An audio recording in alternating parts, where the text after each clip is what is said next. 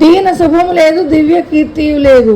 తాను నమ్ముకున్న శ్రీకాంతుడి రక్షతో ప్రహ్లాదుడు తండ్రి కల్పించిన అపాయాల నుండి, ఆపదల నుండి బయటపడ్డాడు. అంతేకాదు, తిరిగి గురుకులానికి వెళ్ళిన తర్వాత కూడా ఆ బాలభక్తుడు హరినామ స్మరణను మానలేదు. పైగా తోటి మిత్రుల మనోక్షేత్రాల్లో కూడా భక్తి బీజాలను నాటసాగాడు. శ్రీనాథుడే మన నిజనాథుడని హితవు పలుకసాగాడు. ఆ పరంపరలో ప్రాపంచిక జీవితం ఎంత రసహీనమో వివరిస్తూ, మీరు చూస్తున్నారు కదా, మన వాళ్ళు సంసార జీవితం గడుపుతూ పాడుతున్న పాటలు, ఆనందం కోరుకుంటారే కానీ వెర్రితనం విడిచిపెట్టరు. సంసారం అనే ఊబిలో ఊరికే కూరుకుపోతూ ఉంటారు. మానవుడు మళ్ళీ మళ్ళీ పుట్టి చచ్చిపోతుంటాడే కానీ తన గురించి తాను తెలుసుకోడు. వందల కొద్ది జన్మలెత్తిన కర్మబంధాల చిక్కులలో నుండి బయటపడలేడు. విష్ణు సన్నిధిని చేరుకోలేడు అని విస్పష్టం చేశాడు.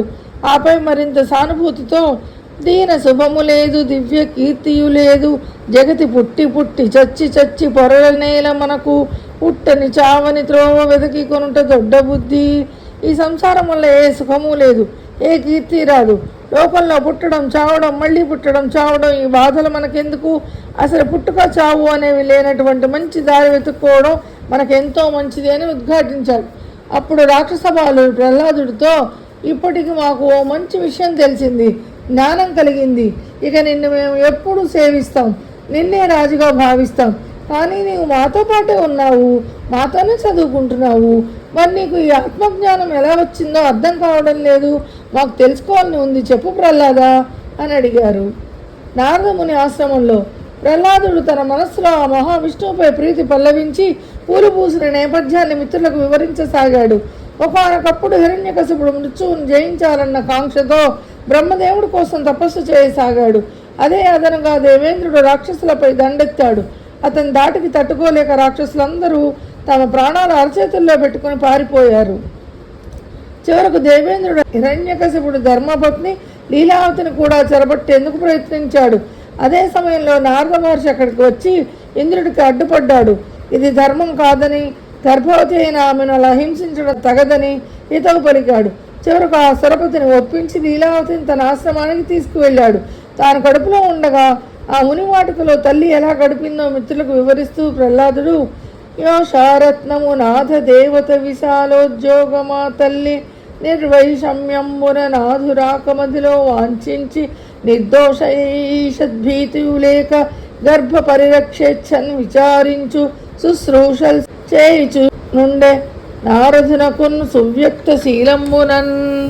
రమణీ శిరోమణి మహాపతివ్రత అయినటువంటి మా అమ్మ ఎవరి మీద ద్వేషం పెట్టుకోకుండా భర్తనే దేవుడిగా భావిస్తూ ఆయన రాక కోసం ఎదురు చూస్తూ ఉండిపోయింది. ఆశ్రమంలో మంచిగా ఉంటూ ఏమాత్రం జంకు లేకుండా తన కడుపులో ఉన్న నా క్షేమం కోరుకుంటూ నారద మహర్షికి సేవలు చేస్తూ ఉంది అని వివరించాడు. గర్భిణి అయిన శ్రీమూర్తి ఎలా నడుచుకోవాలో లీలావతి ఆచరించి చూపింది. ఎలాంటి ఉద్రేకాలకు లోను కాకుండా స్వచ్ఛమైన మానసిక స్థితితో వినయంగా మెలుగుతూ సాత్వికమైన జీవనం గడిపితే ప్రహ్లాదుడు లాంటి పుణ్యాత్ముడైన కుమారుడు జన్మిస్తాడని నిరూపించింది.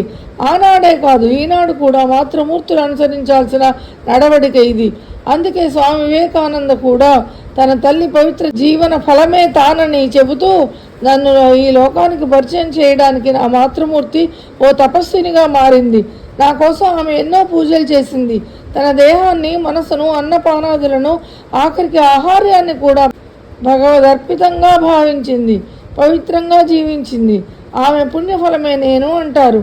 ఆధునిక వైద్యశాస్త్రం కూడా స్త్రీ గర్భస్థ సమయాన్ని అత్యంత విలువైన కాలమని చెబుతోంది. వైద్య పరీక్షలు, ఔషధాల కన్నా ముందు యువతులు ఆ నవమాసాలు ప్రసన్నంగా, ప్రశాంతమైన వాతావరణంలో ఉండాలని సూచిస్తుంది.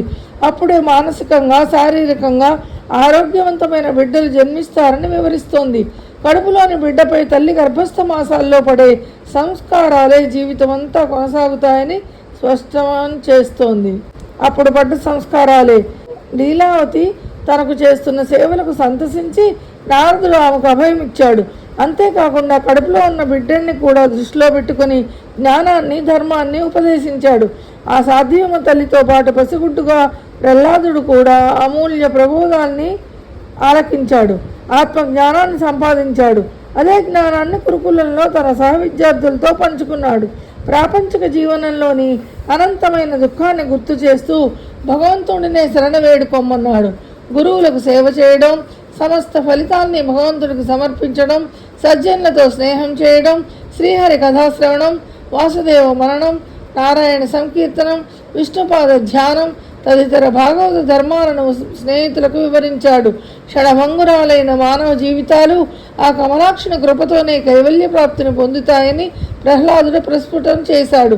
అంతేకాకుండా భగవంతుని పొందే విధమెట్టిదో స్పష్టం చేస్తూ చిక్కడు వ్రతముల క్రతువుల చిక్కడు దానముల శౌచశీలత పంబులం చిక్కడు యుక్తిని భక్తిని చిక్కిన క్రియ నచ్చుతుండు సిద్ధము సుండి.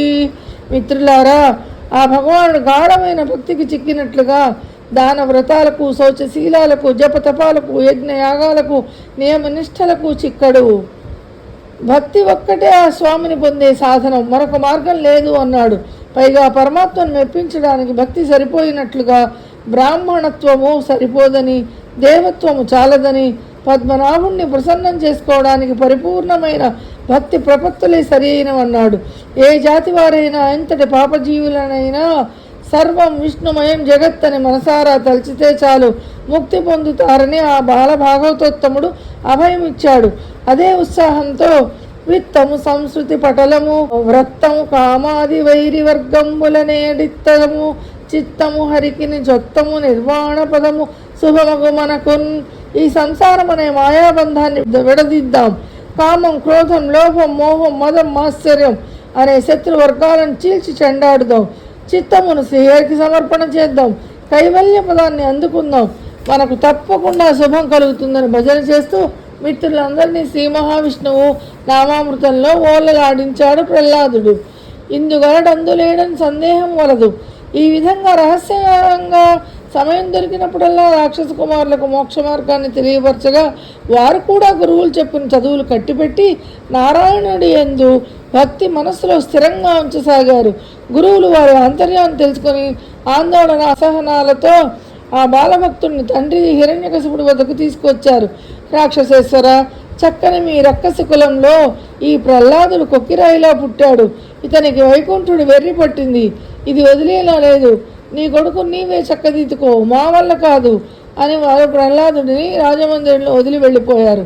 చండామార్కుల మాటలకు అదే ఆగ్రహంతో ప్రహ్లాదుని అర్భక, నా ఆజ్ఞ లేకుండా ఆకాశంలో సూర్యుడు కూడా ప్రకాశించడానికి హడలిపోతాడు. వాయువు కూడా నాకు ప్రతికూలంగా వీచడానికి సాహసించడు. దేవేంద్రుడంతటి వాడు నా ఇటు తల ఎత్తేందుకు ధైర్యం చేయడు. అలాంటిది నీవు ఏ బలం చూసుకుని నా మాటను ధిక్కరిస్తున్నావు అని ప్రశ్నించాడు. అప్పుడు సహజమైన స్థిరచిత్తంతో చిద్విలాసంతో ఆ బాల భాగవతోత్తముడు బలహితులకు దుర్బలులకు బలమెవ్వడు నీకు నాకు బ్రహ్మాదులకు బలమెవ్వడు ప్రాణులకును బలమెవ్వండట్టి విభుడు బలమసురేంద్ర. దానవేంద్ర, లోకంలో బలవంతులకు బలహీనులకు ఎవరు బలమో, నీకు నాకు బ్రహ్మాది దేవతలకు ఎవరు బలమో, సమస్త ప్రాణికోటికి ఎవరు బలమో ఆ పరాత్పరుడే నాకు బలం అని ధీమాగా సమాధానం ఇచ్చాడు. అప్పుడు ఆ తండ్రికి మరింత పౌరుషం తన్నుకొచ్చింది. వెంటనే, దుర్మతి, నాకే ఎదురు తిరిగి వాదనకు పూనుకున్నావు. ఈ జగతికి నేను తప్ప మరొక అధిపతి లేడు. నీవు బలమని చెప్తున్న ఆ విష్ణుమూర్తి ఎక్కడ ఉంటాడు చెప్పు. గతంలో వాని కోసం ఎన్నో మార్లు అన్వేషించాను, కానీ నాకు ఎక్కడా కనిపించలేదు. మరి ఇప్పుడు ఎక్కడ ఉన్నాడో చెప్పు అని ఆ ప్రహ్లాదుని గద్దించాడు. జనకుడు అంత దడిపించిన ఆ బాలుడు కించిత్ కూడా కంపించలేదు. పైగా ఆ పరమాత్ముడిని తలుచుకుని పులకించిపోయాడు. ఆ పులకరింతతోనే, నాన్న, భగవంతుడైన విష్ణువు లేని చోటు విశ్వంలో లేదు. సముద్రంలో ఉన్నాడు, సమీపంలో ఉన్నాడు, ఆకాశంలో ఉన్నాడు, అవని మీద ఉన్నాడు, అగ్నిలో ఉన్నాడు, అన్ని దిశల్లో ఉన్నాడు, రాత్రిలో ఉన్నాడు, పగటిలో ఉన్నాడు, సూర్యునిలో ఉన్నాడు, చంద్రుడిలోనూ ఉన్నాడు, ఓంకారంలో ఉన్నాడు, శ్రీకారంలో ఉన్నాడు, నీతో నాతో సహా అందరిలోనూ ఉన్నాడు. ఇందుగలడందు లేడని సందేహము వలదు. చక్రి సర్వోపగతుండెందెందు వెదకి చూచిన అందందే కలడు దానవాగ్రణి వింటే. దానవ సార్వభౌమ, ఆ భగవంతుడు ఒకచోట ఉన్నాడని మరొక చోట లేడని సందేహించవద్దు. అచ్యుతుడు అన్ని ప్రదేశాల్లో ఉంటాడు. ఆ పద్మనాభుడు అన్ని పదార్థాల్లోనూ ఉంటాడు. ఎక్కడెక్కడ వెతికితే అక్కడక్కడ కనిపిస్తాడు. నా మాట నమ్ము అని పునరుద్ఘాటించాడు. అలా అచ్యుతుడు అన్ని వైపులా అన్ని రూపాల్లో ఉన్నాడని ప్రహ్లాదుడు వాదించాడు. శ్రీహరి ఎక్కడా లేడని, తండ్రి స్వామి అంతటా ఉన్నాడని, కొడుకు ఇలా ఒకరికొకరు తగ్గటం లేదు. పట్టుదలలు పెరిగిపోయాయి. అప్పుడు శ్రీ మహావిష్ణువు శ్రీ నరసింహ రూపంలో సమస్త చరాచర వస్తుజాలంలో ప్రపంచమంతా నిండి ఉన్నాడు. దివ్య ప్రభావంతో అన్ని ప్రదేశాల్లో అన్ని వస్తువుల్లో అణువున ఆదిమ పురుషుడు నరసింహమూర్తి ఆకారంలో ఆవరించి ఉన్నాడు. స్తంభము నుండి ఆవిర్భవించి ప్రహ్లాదుడి మాటలతో హిరణ్యకశిపుడి కోపం మరింత పెరిగింది. ఓరీ డింబక, ఆ హరి అన్ని చోట్ల అన్నిటిల్లోనూ ఉన్నాడని పెద్ద గొంతు చించుకుంటున్నావే, అయితే ఈ స్తంభంలో చూపగలవా ఆ చక్రిని గిక్రిని అని అవహేళన కూడిన ఆగ్రహంతో అన్నాడు. అప్పుడు ప్రహ్లాదుడు పరమ శాంతంగా అంభోజాసనుడాదిగాగా తృణ పర్యంతంబు విశ్వాత్ముడై సంభావంబున నుండు ప్రోఢ విపుల స్తంభంబునందుండడే సంభాంతర్గతుడయ్యునుండుటకు నే సందేహమున్ లేదు. నిర్దంభత్వమున నేడు కానబడు ప్రత్యక్ష స్వరూపంబునన్. బ్రహ్మ దగ్గర నుండి గడ్డి పెరకదాకా అన్ని వస్తువులలోనూ సమస్త ప్రపంచంలో నిండి ఉన్నాడు. అటువంటప్పుడు ఇంత పెద్ద స్తంభంలో ఎందుకు ఉండడు తండ్రి? ఈ స్తంభంలో సర్వేశ్వరుడు ఉన్నాడనడానికి ఎటువంటి అనుమానం లేదు. నిస్సందేహంగా ఉన్నాడు. కావాలంటే ఇప్పుడు పరమాత్మ ప్రత్యక్షంగా కనిపిస్తాడు కూడా అని పలికాడు. అప్పుడు హిరణ్యకశిపుడు ఒక్కసారిగా ఒకటాట్టహాసం చేస్తూ చివాలును లేచి సింహాసనం దిగి పరుగున వచ్చాడు. వరలో ఉన్న ఖడ్గాన్ని జడిపించి అలాగే ఆవేశంగా మదోన్మత్తుడై స్తంభం వద్దకు వెళ్ళాడు. భీకర శబ్దంతో ఆ స్తంభాన్ని బలంగా పగలగొట్టాడు. ఆ దానవేంద్రుడు దిగ్గజాలు దంతాలు విరిచివేయగల తన హస్తంతో స్తంభాన్ని కొట్టేటప్పటికీ ఆ దెబ్బకి 10 దిక్కులు విస్ఫులింగాలు విరజిమ్ముతూ ఫెళఫెళమని ధ్వని వినిపించింది. బ్రహ్మాది దేవతలు సహా సమస్త జీవుల గుండెల విసేలా స్తంభం చిన్నాభిన్నమైంది. అందులోండి దేదీప్యమానమైన దివ్య తేజస్సుతో నరసింహదేవుడు ఆవిర్భవించాడు. అటు నరుడిలా కాకుండా ఇటు నా కేసరిలా కాకుండా రెండూ కలిసిన రూపంతో అనేకమైన బాహువులతో శంఖ చక్ర గదా పద్మ తోరణాలతోనూ గండ్రగొడ్డలిని పట్టుకున్నవాడై బయటకు వచ్చాడు. నవరత్న కిరీటంతో అటు ఇటు శిరస్సుకు కదుపుతూ ఎవరి కోసమో వెతుకుతున్నట్లు నలువైపులా చూస్తున్నాడు. ఈ సందర్భంలో తెలుగు భాగవత పోతనామాచ్యులు ఆ స్వామిని వర్ణించిన తీరు అద్భుతం. ఆ పద ప్రవాహాన్ని ఒకసారి స్పృశిస్తే చాలు నరసింహుని రూపం కళ్ళ ముందు ప్రత్యక్షమవుతుంది. హిరణ్యకశిపుడిని సంహరించి నరసింహాకృతి చూడగానే ముందు హిరణ్యకశిపుడు ఆశ్చర్యపోయాడు. అయినా వెనుకంజ వేయకుండా గద ఎత్తి యుద్ధానికి సిద్ధమయ్యాడు. మృగరాజును సమీపించే మదగజంలా రాక్షసేశ్వరుడు నరసింహస్వామికి ఎదురు నడిచాడు. ఇరువురు మధ్య హోరాహోరీ పోరు నడిచింది. అదని చూసి ఆ నరహరి జటలు జుళిపించాడు. గర్జించి హుంకరించాడు. స్వామి విజృంభించి దూకి గరుగ్మంతుడు నాగుబామును పట్టుకున్న విధంగా ఒడిసి పట్టుకున్నాడు. అటు మనిషి కానీ ఇటు మృగము కానీ నరసింహుని రూపంలో ఇంట్లో కాదు బయట కాదు, మధ్యన గడప మీద, ఆకాశంలో కాదు భూమి మీద కాదు, తన తొడల మీద. అస్త్రం కాదు శస్త్రం కాదు, ప్రాణం ఉన్నది కాదు ప్రాణం లేనిది కాదు అయిన చేతి గోళ్ల చేత అటు పగలు ఇటు రాత్రి కాని అసుర సంధ్య వేళలో చీల్చి చెండాడి సంహరించాడు. ఆనక అదే ఆగ్రహావేశంతో ఉగ్ర నరసింహుడు సింహాసనంపై కూర్చున్నాడు. అంటే ఆయన బ్రహ్మదేవుణ్ణి కోరిన వరాలన్నీ అవే కదా. పగలు కాదు రాత్రి కాదు ఆకాశంలో కాదు భూమి మీద కాదు అలా అడిగాడు కదా. అదే సేమ్ అలాగే సంధ్యా సమయంలో ఆయన గుమ్మం మీద కూర్చుని ఒడిలో తన తొడల మీద పడుకోబెట్టుకుని చేతి గోళ్ళు ఏ అస్త్రశస్త్రాలు లేకుండా ఆయన గోళ్లతోటి చీల్చి చెండాడి సంహరించాడట. మహేంద్ర బ్రహ్మాది దేవతలు యక్షులు గంధర్వులు కిన్నర కింపురుషాదులు అక్కడికి చేరుకున్నారు. స్వామిని అనేక విధాలుగా స్తోత్రాలు చేశారు. కానీ నరసింహస్వామి ప్రళయ గర్జనలకు ఎవ్వరూ తట్టుకోలేకపోయారు. ఆయన భయంకరమైన స్థితిని చూసి ఆఖరకు అమ్మవారు కూడా స్వామిని సమీపించేందుకు వెనుకాడింది. ప్రహ్లాదుడి ప్రార్థనతోనే చివరకు చతుర్ముఖ బ్రహ్మ ప్రహ్లాదుడిని పిలిపించాడు. నాయన నరసింహుడు భక్త పరాధీనుడు, నీవు వెళ్ళు, ఆయనను ప్రసన్నం చేసుకోవడం నీ వల్లనే సాధ్యపడుతుంది అన్నాడు బ్రహ్మదేవుడు అనమాట.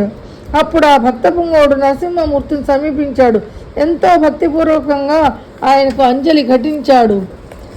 తపమున్వంశము తేజమున్ శృతము సౌందర్యమునుజ్జోగమున్ నిపుణత్వము ప్రతాప పౌరుషములున్ నిష్ఠాబల ప్రజ్ఞులున్ జపహోమంబులు జాలవీశ్వర భవ సంతుష్టి కైదంతి యూధవు చందమ్మున భక్తి చేయవలయం దాత్పర్య సంయుక్తుడై. ఈశ్వర, నిన్ను సంతోషపరిచి సాహిత్యం పొందడానికి ప్రతాప పౌరుషాలు పనికిరావు, సౌందర్యాలు సత్కార్యాలు సరిపోవు, పుణ్యాలు నైపుణ్యాలు పనిచేయవు, జప తపాలు వేదాధ్యయనాలు వృధా, కులతత్వాలు కుదరవు, ప్రజ్ఞా బలాలు నియమనిష్టలు నిరర్ధకం. పూర్వం గజేంద్రుడు అమితమైన భక్తితోడ నిన్ను మెప్పించాడు, కాబట్టి భక్తి ఒక్కటే నిన్ను సంతృష్టిపరిచే సాధనం అన్నాడు. ఆ పరంపరలో ప్రహ్లాదుడు పలు విధాల నరసింహుని కీర్తించాడు. ఆ బాలభక్తుడి సంస్థుతికి సంతోషించి శ్రీహరి ప్రసన్నుడయ్యాడు. నాయనా ప్రహ్లాద, నిన్ను చూస్తే నాకు చాలా సంతోషంగా ఉంది. నీ భక్తి తత్వాన్ని చూస్తే నాకు ముచ్చటేస్తోంది. నీకు శుభం కలుగుతుంది. నిన్ను ఒక్కసారి తలుచుకుంటే చాలు, ప్రాణి కోటికి పునర్జన్మ ఉండదు అని శ్రీ నరసింహుడు అభయం ఇచ్చాడు. ఈ సప్తమ స్కందం సంపూర్ణం. పలికేటిది భాగవతం అనే ఈ పుస్తక రూపం కూడా సంపూర్ణం.